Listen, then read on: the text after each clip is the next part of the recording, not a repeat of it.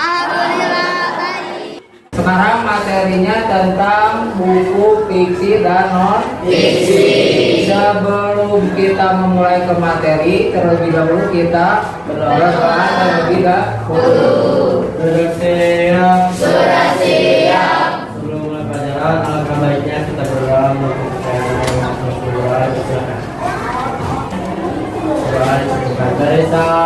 Assalamualaikum warahmatullahi wabarakatuh. Waalaikumsalam warahmatullahi wabarakatuh.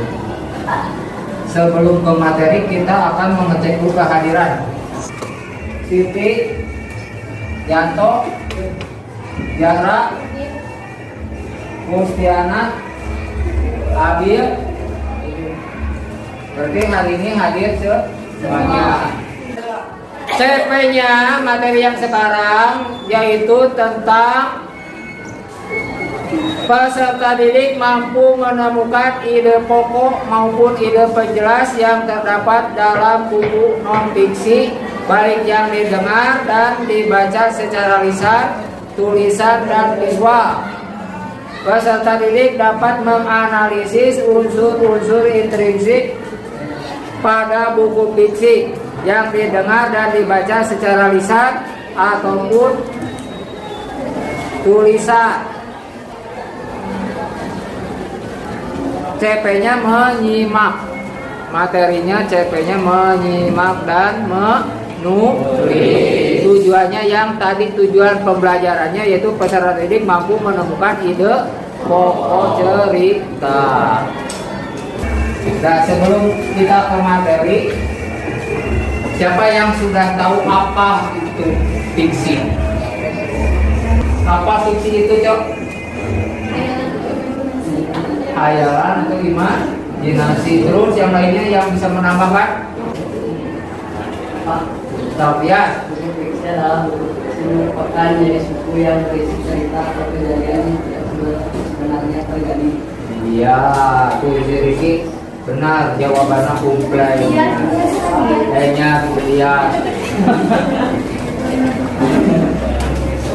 Jadi buku fiksi itu buku hayalan atau cerita rekaman. Sedangkan buku non fiksi yang gimana? Sesuai dengan fakta. Ya sesuai dengan fakta. Unsur-unsurnya apa aja? Kalau sudah tahu pengertiannya berarti tinggal ke unsur ceritanya. Unsur ceritanya apa aja? Unsur cerita fiksi. Unsur cerita fiksi kan ada dua. Yang pertama unsur in dan unsur ex. Apa inti? Unsur intrinsik. Yang kedua ekstrinsik. Anak dari unsur intrinsik apa aja? Ada berapa anak? 7. Apa saja? Anak yang pertama. Baik. Anak yang pertama teh. Anak yang kedua. Supaya berurutan. Toto. Yang ketiga. Alur. Terus yang keempat. Rata. Yang kelima. Amanat terakhir. Yang kelima. Watak. Tokoh itu watak maksudnya. Yang kelima apa? Sudut pandang. Yang keenam. Yang keenamnya gaya bahasa. Baru yang ketujuh. Pesan atau amanat. Tokoh beranak berapa? 2. Beranak 3. Anak yang pertama namanya apa? Rosa. Anak yang kedua? Yang ketiga? Yang pertama maksudnya apa? Protagonis.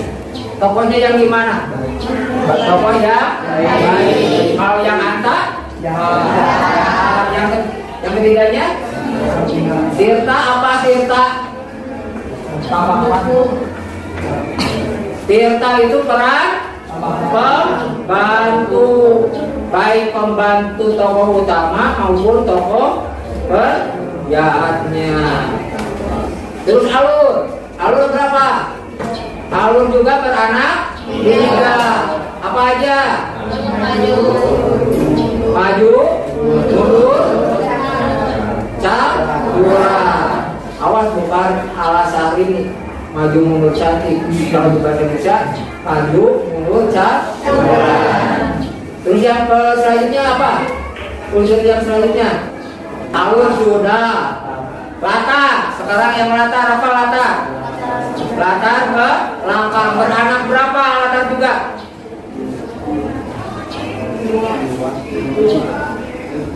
Latar beranak 3. Yang pertama tempat, waktu, dan suasana atau geografi.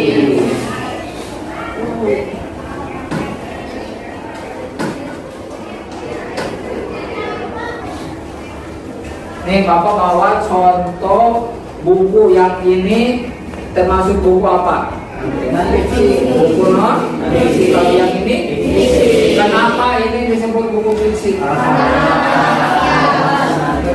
Karena isi ceritanya tentang ngaji itu cerita deh. Sedangkan yang buku ini nanti bisa dipahami tentang unsur-unsur ceritanya, tentang buku fiksinya bisa. Kalau sudah bisa berarti kita akan melanjutkan ke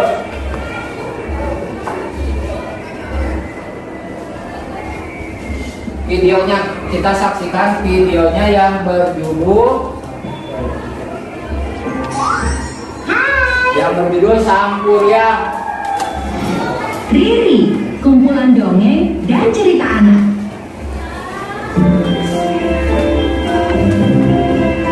Kisah Sangkuriang, asal-usul Tangkuban Perahu. Dahulu kala di Jawa Barat terdapat sebuah kerajaan yang dipimpin oleh raja bernama Sumbing Pertanggaran. Ia mempunyai seorang putri manis bernama Dayang Sumbing. Ayah, aku mau mangga. Tapi nak, kita tadi sudah beli durian di tempat sebelumnya. Aku maunya mangga. Dayang Sumbing kecil sangat dimanja. Semua permintaannya harus selalu dituruti. Meskipun demikian, raja tetap sayang kepadanya. Mangganya 1 kilo, Pak. Baik, baginda raja. Seiring berjalannya waktu, Dayang Sumbi tumbuh menjadi gadis cantik. Kecantikannya ini membuat para pangeran dan raja-raja bertengkar untuk mendapatkan dirinya. Demi menghindari pertengkaran antara pangeran dan raja-raja, Dayang Sumbi akhirnya menyendiri ke sebuah pondok di tepi hutan. Di pondok itu, Dayang Sumbi gemar menenun. Hingga suatu saat, ketika sedang asik menenun, tiba-tiba berubah ke wujud manusia ketika bulan purnama. Sesuai janjinya, Dayang Sumbi akhirnya menikahi Tumang. Mereka pun mempunyai anak yang diberi nama Sangkuriang. Dayang Sumbi masih merahasiakan kepada Sangkuriang kecil jika Tumang sebenarnya adalah ayahnya. Seperti kakeknya, Sangkuriang mempunyai kegemaran berburu di hutan. Ia selalu ditemani oleh Tumang ketika berburu. Dagu, aku berburu dulu. Hati-hati, nak. Nah, Tumang, kita akan berburu rusa yang besar untuk makan malam kita nanti bersama ibu. Menjelang siang, Sangkuriang belum melihat rusa seekor pun. Sangkuriang merasa sedikit putus asa.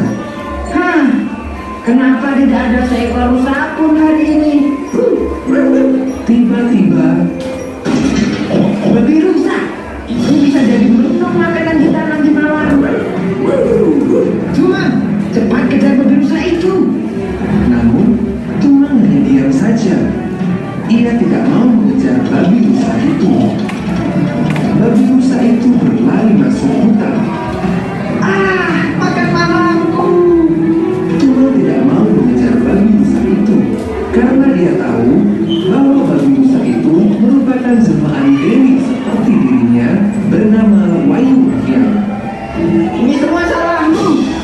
Gara-gara kamu, kita tidak bisa makan malam daging.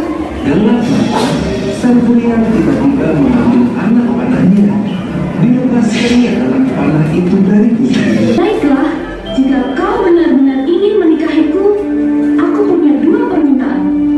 Buatkan aku sebuah kapal besar dan sebuah bendungan dalam waktu 1 malam. Baiklah, aku akan mewujudkan keinginanmu.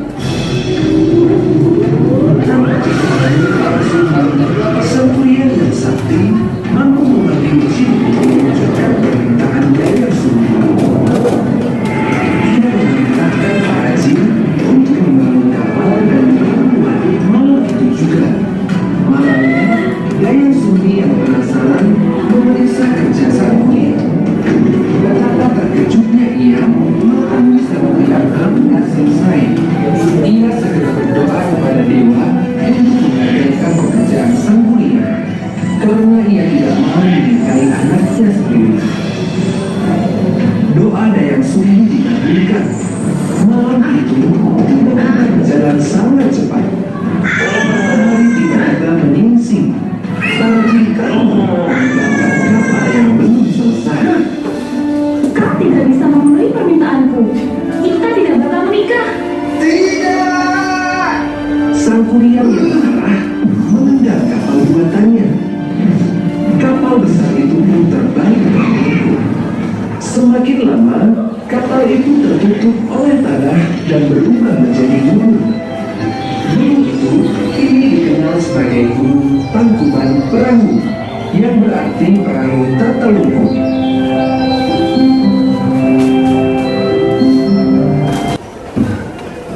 Yang barusan kita tonton tentang Samudra. Sekarang kalian kerjakan unsur-unsur intrinsipnya apa saja di dalam cerita yang barusan kalian tonton atau lihat. Kita sekarang keluarkan bukunya, cari unsur-unsur intrinsip cerita fiksi. Masih ingat, ulangi kembali unsur-unsur intrinsik ada berapa? Ada tuh. Yang pertama, tema, tokoh, alur, kata,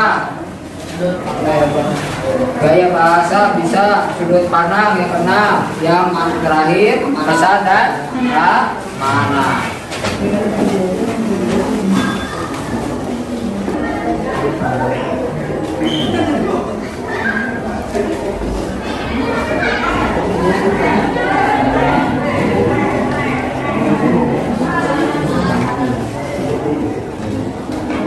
Diulangi lagi, banyak yang nanya. Yang pertama tema, yang kedua tokoh, yang ketiga latar atau latar, yang keempat alur, yang kelima sudut pandang, yang keenam gaya bahasa, yang ketujuh pesan atau mana. Gaya bahasa, ayah lu nanya ya ke bapak, gaya bahasa itu apa? Bahasa yang digunakan di dalam cerita ini menggunakan bahasanya apa? Iya, bahasa Indonesia, tapi apakah, kembali lagi ke fiksinya, fiksi itu apa? Cerita real atau cerita khayalan. Bahasanya gimana? Bahasanya menggunakan bahasa Indonesia sehari-hari, tidak baku. Terus sudut pandang apa maksudnya? Si pengarang, sudut pandang si pengarang. Si pengarang ikut dalam cerita apa tidak? Hal cirinya gimana kalau tidak? Karena kalau si pengarang tidak ikut dalam cerita berarti tidak ada kata aku atau saya. Kalau ada kata aku atau saya berarti si pengarang ikut dalam cerita. Cerita ini hanya si pengarang hanya menceritakan saja, tidak ikut dalam cerita. Antri, lanjutkan.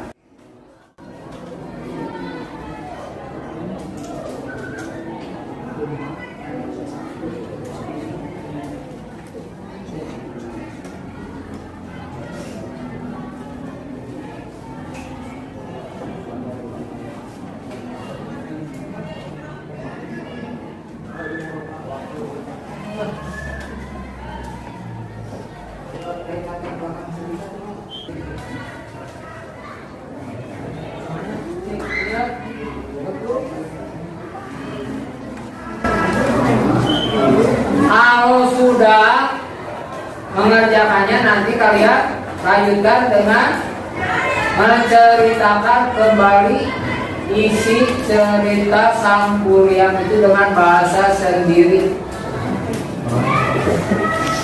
Kan udah tahu tokoh-tokohnya. Sekarang lanjutkan dengan bahasa sendiri, ceritakan kembali dengan bahasa sendiri tentang cerita Sang Kuryang yang tadi. Tidak akan semuanya, paling-paling ketua kelompoknya saja yang perwakilan ke depan menceritakannya. Berbaris saja. Jadi di sini kan ada 4 kelompok, 1, 2, 3, 4. Jadi perwakilan setiap kelompok 1 orang.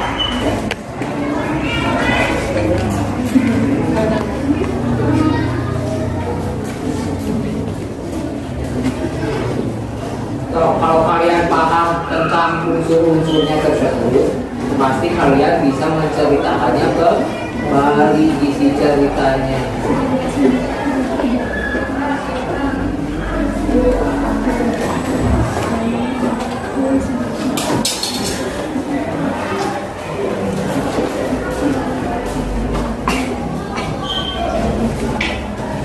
Oke ya.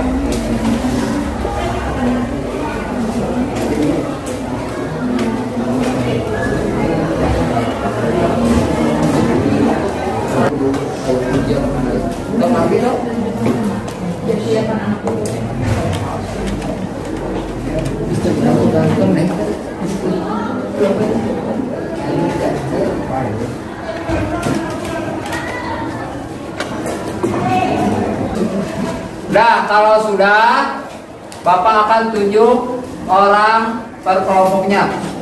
Ketua kelompoknya saja. Kelompok pertama Repa, kelompok 2 yang nanti mempresentasikannya Putri, kelompok yang ini yang mempresentasikannya Jara, kelompok yang ini yang mempresentasikannya Baby. Kelompok yang pertama dimulai dari Baby dulu. Assalamualaikum warahmatullahi wabarakatuh. Waalaikumsalam warahmatullahi wabarakatuh. Nama saya Bambi. Saya akan menceritakan ulang tentang kisah Sang Kuryang. Pada suatu saat hiduplah raja yang bernama Raja Sumbi. Dia memiliki anak yang sangat manja dan cantik. Waktu telah berlalu. Kini anak raja telah dewasa. Anak itu bernama Dayang Sumbi yang tumbuh sangat cantik dan jelita, sehingga membuat para lelaki kerajaan memperebutkannya. Oleh karena itu, Dayang Sumbing mengasingkan diri di sebuah gubuk kecil di tengah hutan. Di sana ia suka menenun, dan suatu ketika benang Dayang Sumbi terjatuh. Dia berjanji jika ada yang mengambilkan, maka dia akan menjadi suami Dayang Sumbing. Dan ternyata benang itu diambil oleh anjing pengawal kerajaan yang bernama Tumang. Seketika itu, Tumang berubah menjadi manusia dan mengaku bahwa dia adalah jelmaan dewa yang akan berubah berwujud ke wujud manusia ketika bulan purnama. Waktu berlalu, ini singkat cerita, setelah bertahun-tahun lamanya, anak kecil yang bernama Sang Kuryang telah tumbuh dewasa dan menjadi pria sakti yang gagah. Suatu ketika sedang berjalan, dia tidak sengaja bertemu ibunya kembali di sebuah ladang buah. Karena tidak saling mengetahui, mereka berdua saling bertemu dan Sang Kuryang menyapanya dan membantunya, sehingga mereka menjadi saling suka. Tapi ketika Sang Kuryang melamar Dayang Sumbi pun tersadar akan luka di dahinya Sang Kuryang. Lalu Dayang Sumbi pun berbicara kepada Sang Kuryang kalau kita tidak bisa menikah karena dia adalah anaknya Dayang Sumbi. Tapi Sang Kuryang tidak percaya akan hal itu dan tetap memaksa akan ingin menikah dengan Dayang Sumbi. Oleh karena itu, Dayang Sumbi meminta persyaratan, 2 permintaan atau persyaratan kepada Sang Kuryang. Sang Kuryang pun memenuhinya. Persyaratan itu adalah Sang Kuryang harus membuat kapal besar dan 1 bendungan yang besar untuk Dayang Sumbi. Setelah Sang Kuryang berbicara dan menyanggupinya, Sang Kuryang pun melakukannya di malam hari. Karena Sang Kuryang sakti, jadi dia bisa memanggil jin-jin untuk membantunya. Di sana karena Dayang Sumbi melihat kalau kinerja dari jin dan Sang Kuryang sangat cepat, dia ketakutan dan karena dia tidak mau menikahi anaknya sendiri, dia bertapa dan berdoa kepada dewa agar dewa menggagalkan aksi dari Sang Kuryang. Akhirnya doa itu dikabulkan dan hari yang asalnya malam pagi itu jadi cepat. Karena kesal tidak jadi menikah, kapal besar itu pun kapal besar yang belum menjadi itu pun ditenang oleh Sang Kuryang hingga terbalik dan sampai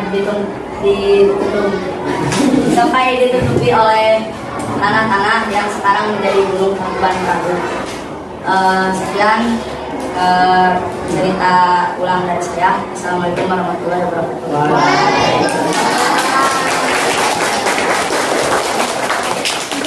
Nah, kelompok yang kedua tadi kan siapa? Putri. Assalamualaikum warahmatullahi wabarakatuh. Saya akan menceritakan tentang Sang Kuryang. Tema Tangkuban Perahu, tokoh Sang Kuryang, Dayang Sumbi, rumah, latar, hutan, siang, malam. Tentang seorang pria bernama Sang Kuryang yang keras kepala ingin menikahi wanita bernama Dayang Sumbi. Meskipun wanita itu menolak karena Sang Kuryang ternyata adalah ibu kandung Sang Kuryang sendiri. Mau tak mau, Dayang Sumbi memberi 2 permintaan sebagai syarat untuk menikahinya, yaitu membuatkan bendungan dan kapal perahu dalam 1 malam. Nah, sekarang kelompok 3. Nama siapa? Namanya Eva. Pada zaman dahulu kala, hiduplah seorang wanita cantik yang bernama Dayang Sumbi. Suatu hari, dia sedang menenun. Tiba-tiba alatnya jatuh dari rumahnya. Dia berdoa kepada Tuhan, jika seorang pria mengambilnya, dia akan menjadi suami saya jika dia lelaki. Ternyata yang mengambil benang tersebut adalah Tumang, si anjing yang ternyata adalah jelmaan dewa. Lalu setelah mereka menikah, mereka mempunyai anak bernama Sang Kuryang. Sang Kuryang mengajak Tumang mencari rusa. Namun Tumang tidak ingin mengejar babi rusa tersebut. Dan karena kesal dan sudah berjanji kepada ibunya untuk membawa daging, Sang Kuryang memanah Tumang dan diberikan kepada ibunya. Saat ibunya tahu, ia berlari ke gua untuk bertapa agar awet muda. Saat Sang Kuryang sudah besar, ia bertemu dengan ibunya dan ia jatuh hati dan ingin ibunya menikah bersamanya. Namun gara-gara luka yang ada di dahi Sang Kuryang, dikenali ibunya bahwa itu adalah luka yang dia dulu buat kepada anaknya. Tapi karena anaknya, dia tidak ingin menikah dengan Sang Kuryang. Akhirnya ibunya meminta kepada Sang Kuryang untuk membuatkan sebuah perahu dalam waktu semalam. Namun Sang Kuryang juga dibantu oleh jin-jin yang membantunya. Namun gara-gara Dayang Sumbi berdoa kepada dewa agar tidak selesai, akhirnya perahu tersebut gagal dan Sang Kuryang pun menendangnya dan akhirnya menjadi Gunung Tangkuban Perahu. Sekian cerita ulang dari saya. Terima kasih. Assalamualaikum warahmatullahi wabarakatuh. Kesimpulan dari cerita ini apa? Ini jawab. Nah, Jadi jangan terlalu terburu-buru. Kalau misalnya ada masalah harus diselesaikan sama solusi. Bukan kepala dingin, jangan sambil emosi. ya. Itu dari kelompok 2. Kesimpulan dari kelompok 3 apa? Jangan gegabah atau terburu-buru dalam memutuskan sesuatu. Tuh, menurut kelompok 3 jangan gegabah. Menurut kelompok 4 pesan amanat dari cerita ini apa? Jangan terburu-buru dan jangan terpicu oleh amarah. Jangan terburu-buru dan terpicu oleh amarah. Kelompok 1 Tias, Rizky. Jangan terburu-buru. Nah, kita tarik kesimpulan materi yang diajarkan sekarang kan tentang buku, fiksi dan non fiksi. Diulangi lagi. Jadi fiksi itu cerita kalau non fiksi ceritanya nyata. Unsur-unsur ceritanya ada 2, intrinsik dan ekstrinsik. Yang in beranak 7, tema, tokoh, latar, alur, gaya bahasa, sudut pandang dan kesan dan makna. Sedangkan unsur X diantaranya kita wajar unsur-unsur X prinsip itu di luar cerita. Contohnya nama pengarang, nama penerbit itu masuk ke dalam unsur X prinsip. Ngerti paham? Kalau ngerti paham, yang barusan dikerjakan kumpulkan ke Bapak dinilai.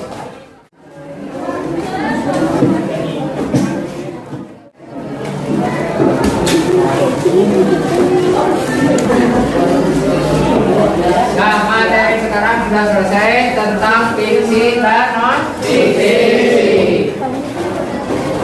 Sebelum pulang, doa terlebih dahulu dipimpin oleh KM untuk berdoanya. Sudah